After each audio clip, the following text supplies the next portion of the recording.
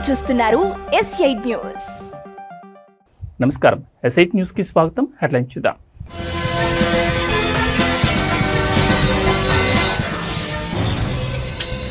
కలెక్టర్గా ఏ శ్యామ్ ప్రసాద్ పదవీ బాధ్యతల స్వీకరణ, ప్రభుత్వ సేవలను పారదర్శకంగా ముందుకు తీసుకెళ్తామని వ్యాఖ్య.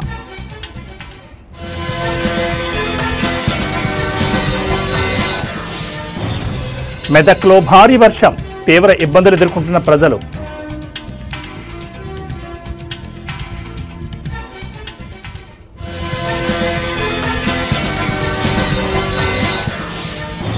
తిరుపతిలో జాతీయ మహిళా సాధికారిత సదస్సు, పాల్గొన్న స్పీకర్ అయ్యన్న పాత్రుడు.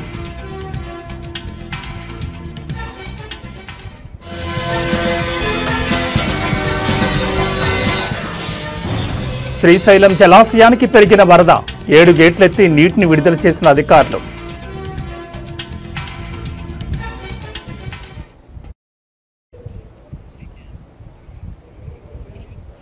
ప్రజాప్రతినిధులు, అధికారులు ప్రజల సహకారంతో ప్రభుత్వ సేవలను పారదర్శకంగా ముందుకు తీసుకెళ్లి జిల్లాను అన్ని విధాలా అభివృద్ధి చేస్తానని జిల్లా కలెక్టర్ శ్యామ్ ప్రసాద్ తెలిపారు. పుట్టపర్తి కలెక్టరేట్లోని తన ఛాంబర్లో నూతనంగా జిల్లా కలెక్టర్గా పదవీ బాధ్యతలు స్వీకరించారు. ఈ సందర్భంగా జిల్లా కలెక్టర్ను పలువురు అధికారులు, సిబ్బంది పరిచయం చేసుకుని శుభాకాంక్షలు తెలిపారు. ఈ సందర్భంగా కలెక్టర్ శ్యామ్ ప్రసాద్ మాట్లాడుతూ తాను పార్వతీపురం మన్యం జిల్లా నుంచి కలెక్టర్గా బదిలీ అయి శ్రీ సత్యసాయి జిల్లా కలెక్టర్గా బాధ్యతలు స్వీకరించారన్నారు. సత్యసాయి జిల్లాతో తనకు అభినాభావ సంబంధం ఉందని, తన కుమార్తె విద్యాభ్యాసం కూడా ఇదే ప్రాంతంలో జరిగిందన్నారు.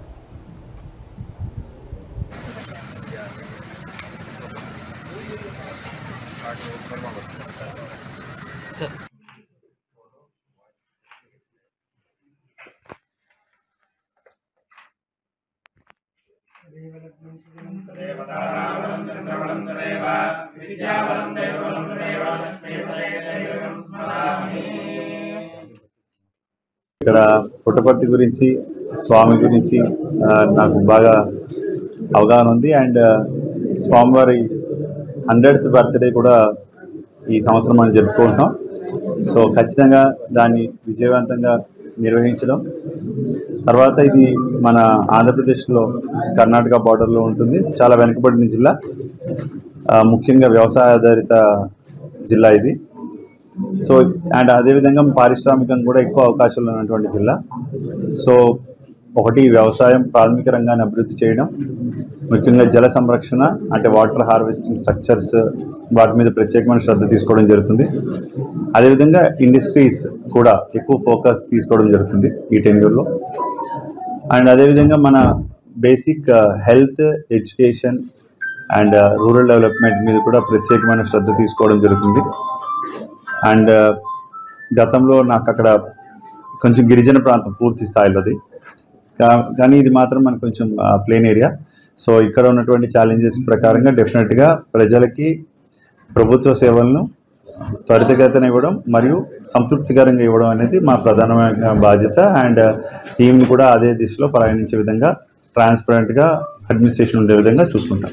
ముఖ్యమంత్రి గారు శ్రీ నారా చంద్రబాబు నాయుడు గారు, అదేవిధంగా డిప్యూటీ సీఎం గారు, మన హెచ్ఆర్డి మినిస్టర్ గారు, ముఖ్యంగా ఏంటంటే ఈ జిల్లాని చాలా ప్రత్యేకమైన శ్రద్ధ, ప్రత్యేకమైన ఇంపార్టెన్స్ ఉంది. ఖచ్చితంగా మీకు మంచి గురుతర బాధ్యత నాకు చెప్తున్నాం. ఈ జిల్లాని అభివృద్ధి దిశలో తీసుకువెళ్ళడంలో ఖచ్చితంగా మీరందరూ కూడా, అంటే మీరు టీం సత్యసాయి ఖచ్చితంగా కష్టపడి జిల్లాకి మంచి పేరు తీసుకురావాలని చెప్పడం జరిగింది. సో వారి యొక్క మార్గనిర్దేశత్వంలో ఖచ్చితంగా మనం టీం అందరం. నంద్యాల జిల్లా శ్రీశైలం జలాశయానికి మరోసారి వరద ఉధృతి పెరిగింది. ప్రాజెక్టు 7 గేట్లు 10 అడుగుల మేర ఎత్తివేశారు. దిగువ నాగార్జున సాగర్కు వరద నీటిని క్రస్ట్ గేట్ల ద్వారా విడుదల చేస్తున్నారు. కృష్ణమ్మ పరవళ్ల తొక్కుతూ పాల పొంగుల తెల్లగా గేట్లపై నుంచి వరద నీరు జాలువారుతూ నాగార్జున సాగర్ వైపు ఉరకలేస్తోంది. ఎగువ పరివాహక ప్రాంతాలైన చూరాల, తుంగభద్ర నుంచి శ్రీశైలం జలాశయానికి ఇన్ఫ్లోగా 1,57,458 క్యూసెక్లు ఉండగా అవుట్లో 2,60,401 క్యూసెక్లు వరద నీటిని దిగువకు విడుదల చేస్తున్నారు. అయితే శ్రీశైలం జలాశయం పూర్తిస్థాయి నీటి మట్టం 885 అడుగులు కాగా ప్రస్తుతం పూర్తి స్థాయిలో గరిష్ట స్థాయికి చేరుకుని 884.40 అడుగులుగా ఉంది.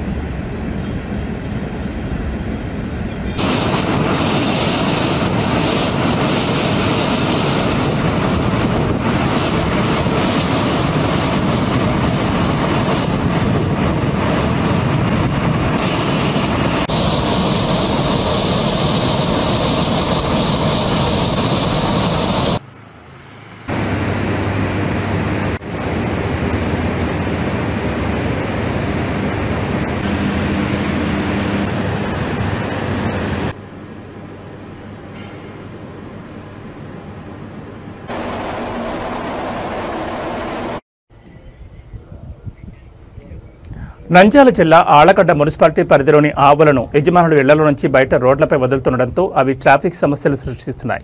ఈ సందర్భంగా municipal incharge sanitary inspector Balaswamy మాట్లాడుతూ విచ్చలవిడిగా రోడ్లపై ఆవులు మందలుగా ఏర్పడి సంచరిస్తుండటంతో ట్రాఫిక్ అంతరాయం కలుగుతుందన్నారు. ఆవులు రోడ్లపైకి రాకుండా యజమానులు ఇంటి షెల్టర్ వేసుకుని ఆవులను చూసుకోవాలని ఆయన సూచించారు. యజమానులు ఆవులను ఇలానే రోడ్లపైకి వదిలితే ఆవులను గోశాలకు తరలిస్తామని హెచ్చరించారు.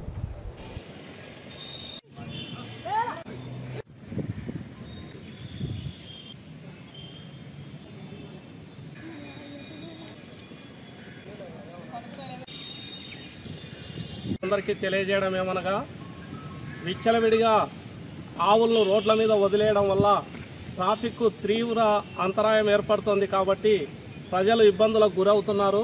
కాబట్టి ఆవుల ఓనర్లు ఎవరైతే ఉన్నారో వాళ్ళందరూ కూడా సంత మార్కెట్కు ఆవులన్నీ తోలడం జరిగింది.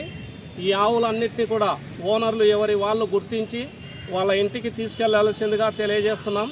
ఇదివరకే మీకు ఇండ్ల వద్దకు వచ్చి మేము తెలియజేశాము, మీ ఆవులను బహిరంగంగా రోడ్ల మీద వదలవద్దని.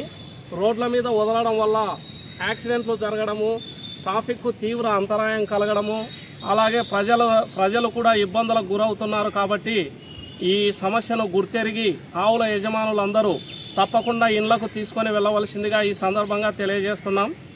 ఎవరైతే ఆవులు తీసుకుపోలేదో ఆ ఆవులను గోశాలకు పంపించడం జరుగుతుందని ఈ సందర్భంగా తెలియజేస్తున్నాం.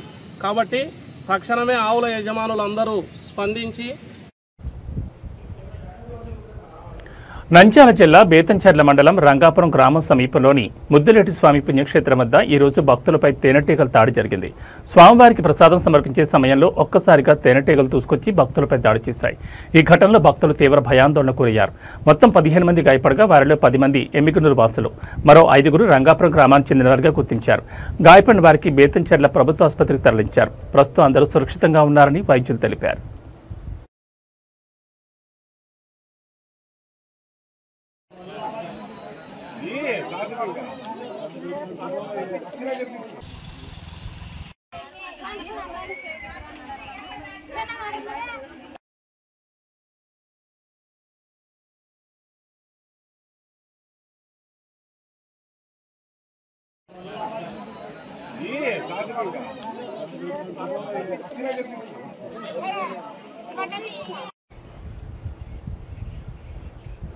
మెదక్ జిల్లా వెల్దుర్తి మండలం పెద్దాపూర్ గ్రామ పంచాయతీ పరిధిలోని పిట్టలవాడ గ్రామస్తులు రోడ్డు సౌకర్యం లేక తీవ్ర ఇబ్బందులు ఎదుర్కొంటున్నారు. ఇటీవల కురిసిన భారీ వర్షాల నేపథ్యంలో పిట్టలవాడకు వెళ్లే ప్రధాన రహదారి బురదమయంగా మారింది. కనీసం నడుచుకుంటూ వెళ్లలేని స్థితిలో రోడ్డు మారిపోవడంతో స్థానికుల విజ్ఞప్తి మేరకు నెల్లూరు గ్రామానికి చెందిన రంగారెడ్డి అనే వ్యక్తి తన సొంత నిధులతో రోడ్డు మరమ్మతు పనులు చేయించారు. బురదమైన మారిన రోడ్డుపై మట్టి పోసి ప్రజలకు ఇబ్బంది లేకుండా చర్యలు చేపట్టారు. ప్రభుత్వం స్పందించి పిట్టలవాడ గ్రామస్తులకు ఇబ్బందులు కలగకుండా సీసీ రోడ్డు పనులు చేపట్టాలని, కల్వర్ట్ల నిర్మాణం చేపట్టాలని విజ్ఞప్తి చేశారు. పట్టి వాడుతుండే అనవసరంగా మొన్న ఎరువుకోటుకు వచ్చినాము, ఎరువుకోటుకు వస్తుండగా జేసీ పట్టి వాడుతుండే వచ్చి ట్రాక్టర్ జారి ఆల్రెడీ పల్టా వస్తుండే. 5 నిమిషాల అదృష్టం మంచిగా ఉంటే వెళ్ళి వచ్చాడు మనకి. చాలా ప్రమాద స్థితిలో ఉంది రోడ్డు. దయచేసి జర సీసీ రోడ్డు శాంక్షన్ చేస్తే బాగుంటుంది.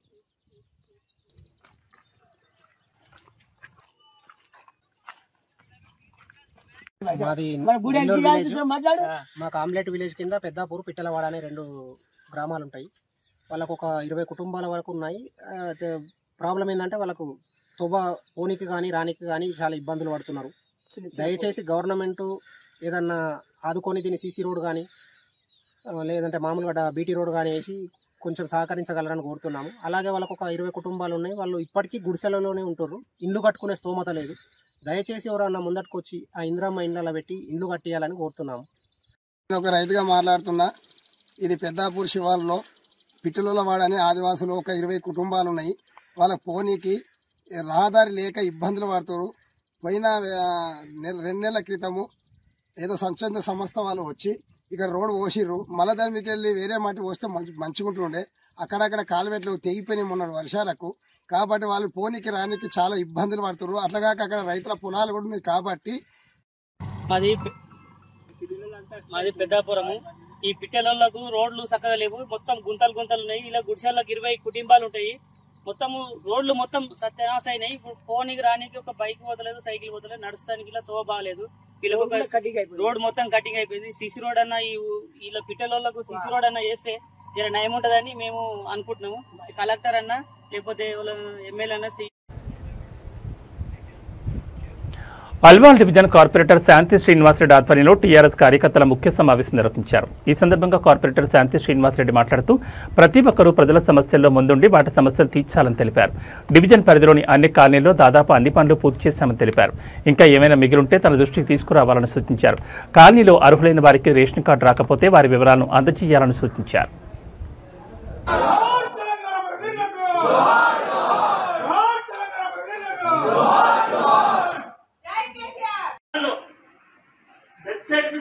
డెత్ సర్టిఫికేట్ ఇచ్చినప్పుడే ఆ ఓటర్ లిస్ట్ డిలీట్ చేయాలి, అది చేయరు.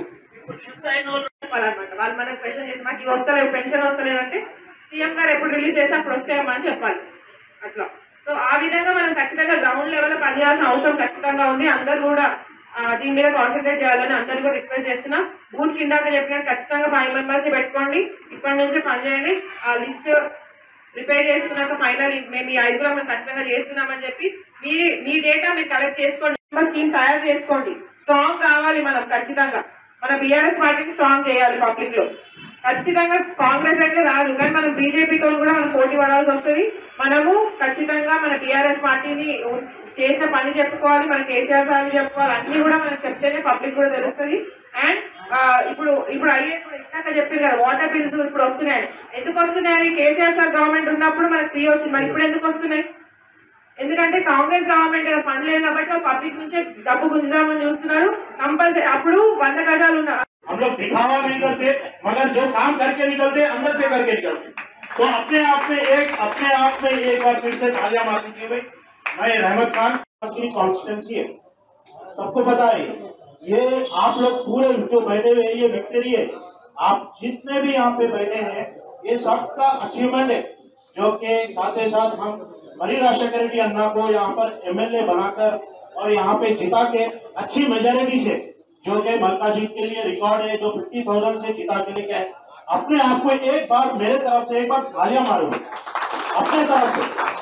आप सबकी मेहनत है इसके अंदर। एक यहाँ पे बैठा हुआ है, एक यहाँ पे जो भी बैठा हुआ है यहाँ पे अपने आप में सुपर हीरो है, क्योंकि यहाँ पर हर किसी के बैकग्राउंड से पर्सनल से पूरे लड़के यहाँ पे पर्सनली आप यहाँ पे आए और थोड़ी मेहनत है जो कि अब 4-5 महीने में आने वाली है, जो कि बहुत। అందరికీ నమస్కారం. ఈరోజు Alwal 134 division booth level meeting చేసుకోవడం జరిగింది.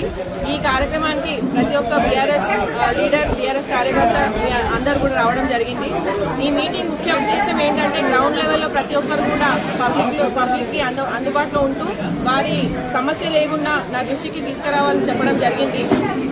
ఆల్రెడీ అంటే చాలా మటుకు కాలనీలో బస్సుల్లో చాలా మటుకు పనులు అన్నీ కూడా అయినాయి. కొన్ని చోట్ల కొన్ని పనులు ఏవైతే పెండింగ్ ఉన్నాయో నా దృష్టికి రాని పనులన్నీ కూడా ఏమున్నా నా దృష్టికి తీసుకురావాలని చెప్పడం. మైలారం గ్రామంలో భగవాన్ శ్రీ సత్యసాయి సేవా సంస్థ ఆధ్వర్యంలో ఉచిత ఆరోగ్య మరియు వైద్య శిబిరం విజయవంతంగా నిర్వహించారు. అనుభవజ్ఞులైన వైద్యులు గ్రామ ప్రజలకు ఉచిత వైద్య సేవలు అందించి అవసరమైన వారికి మందులు పంపిణీ చేశారు. సత్యసాయి సేవా సంస్థ ఎల్లప్పుడూ ప్రజల ఆరోగ్యాన్ని, విద్యను, సేవను ప్రధానంగా ఉంచుకుని అనేక సేవా కార్యక్రమాలు నిర్వహిస్తుందని తెలిపారు. సమాజ అప్లిఫ్ట్ కోసం ఈ సేవా కార్యక్రమాలు ఎంతో దోహదపడతాయని అందరూ వీటిని సద్వినియోగం చేసుకోవాలని పిలుపునిచ్చారు. సేవా కార్యక్రమం చేయాలని ఒక సంకల్పంతో ఒక ఆలోచనకు అందరూ వెంటనే చక్కగా సహకరించారు. ముఖ్యంగా గ్రామ ప్రముఖులు మల్లాగౌడ్ కానీ హరీష్ కానీ అందరూ ఉండి ముందుండి కార్యక్రమం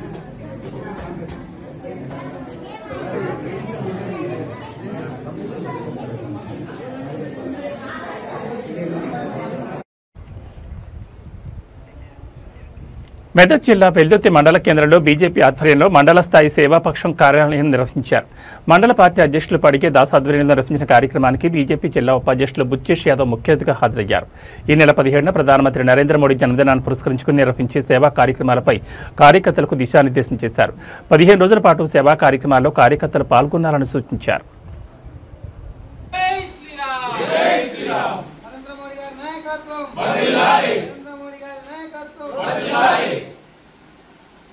నగర్ నాయకత్వం భారత్ మాతా కీ భారత్ మాతా కీ భారతీయ జనతా పార్టీ జిందాబాద్ భారతీయ జనతా పార్టీ జిందాబాద్ జై శ్రీరామ్ జై శ్రీరామ్ జై శ్రీరామ్ జై శ్రీరామ్ నరేంద్ర మోడీ గారి నాయకత్వం వర్ధిల్లాలి నరేంద్ర మోడీ గారి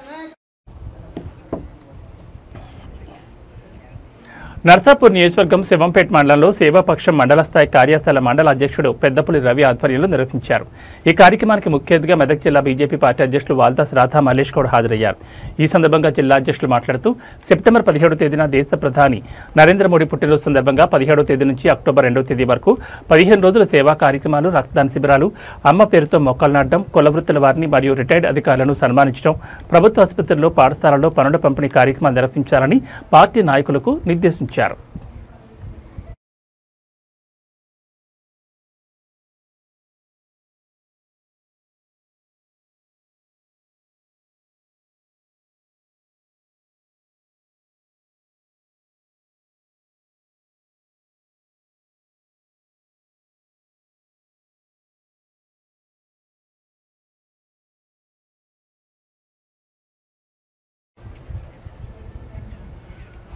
పల్నాడు జిల్లా నరసరావుపేటలోని ఎడ్యుకేషన్ ఎంపవర్మెంట్ అసోసియేషన్ ఆధ్వర్యంలో స్థానిక భువనచంద్ర టౌన్ హాల్లో 2024-25 విద్యా సంవత్సరానికి సంబంధించి 10వ తరగతిలో రాష్ట్ర జిల్లా స్థాయి టాపర్స్ సన్మానించారు.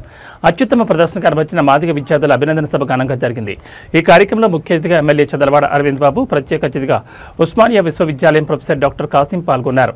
ఈ సందర్భంగా ఎమ్మెల్యే మాట్లాడుతూ 597 మార్కులు తెచ్చుకునేందుకు విద్యార్థులు, వారి తల్లిదండ్రులు ఎంతో కృషి చేశారని గుర్తు చేశారు. విద్యార్థులుగా ఉన్నప్పుడే ఉన్నత లక్షణాలు కలిగి ఉండాలని సూచించారు. సమాచారాన్ని, విద్యా ఉద్యోగ సమాచారాన్ని అందించాలనే ఉద్దేశంతో ఏర్పాటు చేయబడిన ఈ ట్రిపుల్ ఈ సంస్థ ఈరోజు క్రమక్రమంగా తన పరిధిని పెంచుకుంటూ గత 3 సంవత్సరాలుగా రాష్ట్రంలో ఉన్నటువంటి 10వ తరగతిలో టాప్ ర్యాంకర్గా నిలిచినటువంటి మాదిగ విద్యార్థుల్ని, అలాగే జిల్లా స్థాయిలో టాప్ ర్యాంకర్లుగా ఉన్నటువంటి విద్యార్థులను గుర్తించి వారిని రాష్ట్ర స్థాయిలో ఒక అభినందన కార్యక్రమం మా సామాజిక వర్గానికి చెందినటువంటి ప్రొఫెసర్లు, సైంటిస్టులు, డాక్టర్లు, మిగిలినటువంటి విద్యారంగంలో ఉన్నటువంటి మిగతా ఉద్యోగులందరినీ కలుపుకొని ఈ కార్యక్రమాన్ని ఏర్పాటు చేస్తున్నాము. ఇది ఇప్పుడిప్పుడే మేము చిన్న చిన్న అడుగులు వేస్తూ చిన్న మొక్కల్ని మాత్రమే నాటగలిగాము. భవిష్యత్తులో ఇది మహావృక్షమై ఖచ్చితంగా ఈ జాతికి ఎవరైతే ఈ కార్యక్రమాల ద్వారా ఆర్థిక పరంగా కానీ లేకపోతే మానసికంగానే పొందారో, లాభాన్ని లబ్ధి పొందారో వాళ్ళు తిరిగి ఈ సమాజానికి ఏదైతే డాక్టర్ బాబాసాహెబ్ అంబేద్కర్ గారు చెప్పారో పే బ్యాక్ టు సొసైటీ, ఏ సమాజం నుంచి మనం లబ్ధి పొందామో తిరిగి ఆ సమాజానికి సేవ చేయాలనేటువంటి బాబాసాహెబ్ అంబేద్కర్ గారు చెప్పిన మాటలు గుర్తు చేసుకుంటూ తిరిగి ఎవరైతే వీళ్ళు ప్రైజులు అందుకున్నారో వాళ్ళు తిరిగి సమాజానికి వారి లక్ష్యాలను సాధించిన తర్వాత, వారు అభివృద్ధి చెందిన తర్వాత ఈ సమాజం కోసం తిరిగి సేవ చేయాలనే ఉద్దేశంతో పే బ్యాక్ టు సొసైటీలో కార్యక్రమం ఏర్పాటు చేయబడింది. ఈ కార్యక్రమం ఎంత దిగ్విజయంగా వచ్చేసి కార్యక్రమం ఎంత అద్భుతంగా నడిపిస్తున్నటువంటి ప్రతి ఒక్క జాతి బిడ్డకి పేరు పేరున ధన్యవాదాలు తెలియజేస్తున్నాను. ఎడ్యుకేషన్, ఎంప్లాయ్మెంట్, ఎంపవర్మెంట్ ఈ 3 పదాలలో 3 కామన్ అక్షరాలు ఉన్నాయి. Triple E. ఈ ట్రిపుల్ ఈని మాదిగ ఉద్యోగులు కలిసి నిర్వహిస్తున్నారు. మాదిగ ఉద్యోగులే ఎందుకు ఈ కార్యక్రమం చేస్తున్నారు అంటే సమాజంలో అట్టడుగున ఉన్న సామాజిక వర్గం, వేల సంవత్సరాలుగా విద్యకి దూరమైన సామాజిక వర్గం కనుక ఆ సామాజిక వర్గంలో చదువుకున్న వాళ్ళు, ఉద్యోగస్తులు, వ్యాపారస్తులు, సామాజిక కార్యకర్తలు, చైతన్యవంతులైన వాళ్ళందరూ కలిసి ట్రిపుల్ ఈ అని ఒక పేరు పెట్టుకొని రాష్ట్ర వ్యాప్తంగా ఆ సామాజిక వర్గంలో, మాదిగ సామాజిక వర్గంలో అత్యున్నతమైన మార్కులు సాధించిన, అంటే రాష్ట్ర స్థాయి ప్రథమ ద్వితీయ, జిల్లా స్థాయి ప్రథమ ద్వితీయ మార్కులు సాధించిన విద్యార్థులకి బహుమతులు ఇస్తున్నారు. 10th క్లాస్లో ఈ మార్కులు సాధించిన వాళ్ళకి ఈ బహుమతులు ప్రదానం చేస్తూ ఉన్నారు. దీనివలన సమాజంలో చదువుకోవడానికి, పై చదువులు చదువుకోవడానికి కష్టమైన ఆ సామాజిక వర్గానికి ఎంతో కొంత ఆ పై తరగతుల్లో చేరడానికి వీరిచ్చే సహాయం ఉపయోగపడుతుంది. వీరు సమాజంలో ఉన్న డాక్టర్లు, ప్రొఫెసర్లు, వ్యాపారస్తులు, వివిధ వృత్తుల్లో ఉన్నటువంటి వాళ్ళతో ఆ డబ్బులు సమీకరించి సేవ చేస్తున్నారు. ఒకప్పుడు కొన్ని వర్గాల్లో, పై వర్గాల్లో ఈ కార్యక్రమం నడుస్తూ ఉండేది, ఇప్పటికీ నడుస్తూ ఉంది. కనుక డాక్టర్ అంబేద్కర్ చెప్పినట్లు pay back to the society. తాము పొందిన దాంట్లో తిరిగి మళ్ళీ సమాజానికి ఇవ్వటం. సమయాన్నన్నా ఇవ్వాలి. ముఖ్యమంత్రి చంద్రబాబు మనవడు మంత్రి నారా లోకేష్ తనయుడు దేవాంశ్ లండన్లో అవార్డు అందుకున్నారు. వెస్ట్ మినిస్టర్ హాల్లో జరిగిన వరల్డ్ బుక్ ఆఫ్ రికార్డ్స్ 2025 వేడుకలో నిర్వాహకులు దేవాంష్కు అవార్డును అందజేశారు. ఈ అవార్డు ప్రదానోత్సవ కార్యక్రమానికి మంత్రి నారా లోకేష్ బ్రాహ్మణులు హాజరయ్యారు. గత ఏడాది డిసెంబర్ నెలలో నారా దేవాంశ్ చదరంగంలో ప్రపంచ రికార్డు నెలకొల్పిన విషయం తెలిసిందే. చదరంగంలో అత్యంత క్లిష్టమైన 175 పజిల్స్ను వేగంగా పరిష్కరించడం ద్వారా కేవలం 9 ఏళ్ల వయసులోనే ఫాస్టెస్ట్ చెక్మేట్ సాల్వర్ 175 పజిల్స్ రికార్డును సొంతం చేసుకున్నాడు. దీంతో పాటు దేవాంశ్ సాధించిన మరో 2 రికార్డులను ప్రతిష్టాత్మక world book of records London అధికారికంగా ధృవీకరించింది. వ్యూహాత్మకమైన ఆట తీరుతో 11 నిమిషాల 59 సెకండ్లలో చెక్మేట్ పజిల్స్ పూర్తి చేసిన దేవాంశ్ ప్రపంచ రికార్డు నెలకొల్పాడు. అయితే తాజాగా లండన్లో జరిగిన కార్యక్రమంలో వరల్డ్ బుక్ ఆఫ్ రికార్డ్స్ నిర్వాహకుల చేతుల మీదుగా దేవాంశ్ ఈ అవార్డు అందుకున్నాడు.